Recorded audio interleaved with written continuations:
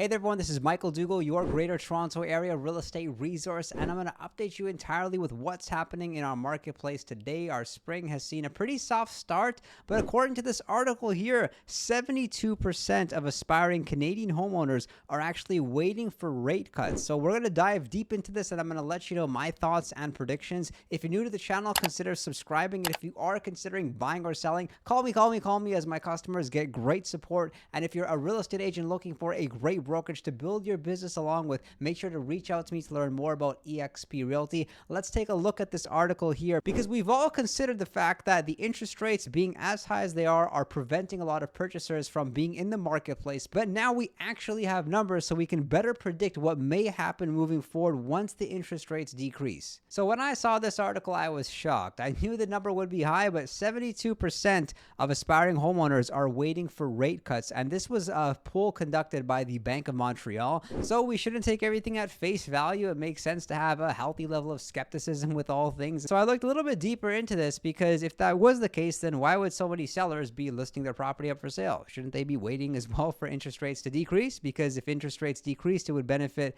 us, both sellers and buyers. And now we have about 50% more listings than we had in March. There was a significant increase in the number of active listings, with April reporting about 18,000 active listings on the market. So going back to the poll, it turns out that not everybody was even considering buying a property. So this is something we want to be mindful of when it comes to online polls. Of course, the individuals that are going to participate in this sort of poll are trying to somehow put their point across without having any intention of really doing anything. Because according to the poll, only 13% of the respondents were actually planning to purchase in 2024, and 26% of them planned on purchasing in 2025 or later. So the article did bring forward some of the economic concerns we should be mindful of for the everyday consumer out there in the real estate market. The first being redefining the Canadian dream. What is the Canadian dream anyway? Because 62% of respondents believe that owning a home was one of their biggest aspirations in life, though only 56% of them felt that it was even attainable. So for a lot of individuals, they've just given up on the dream altogether of home ownership. And the other talking point around home ownership is re-examining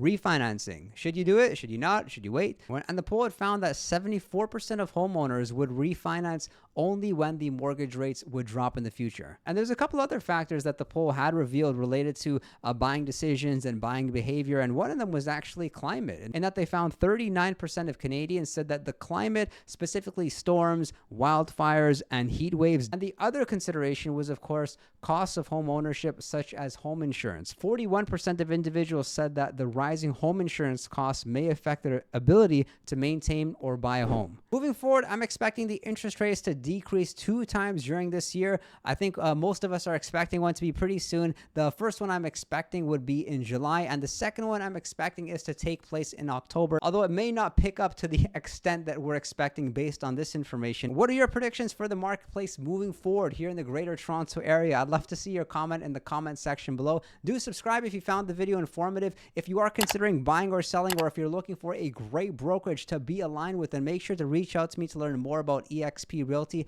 I thank you so much for your support and look forward to seeing you next time.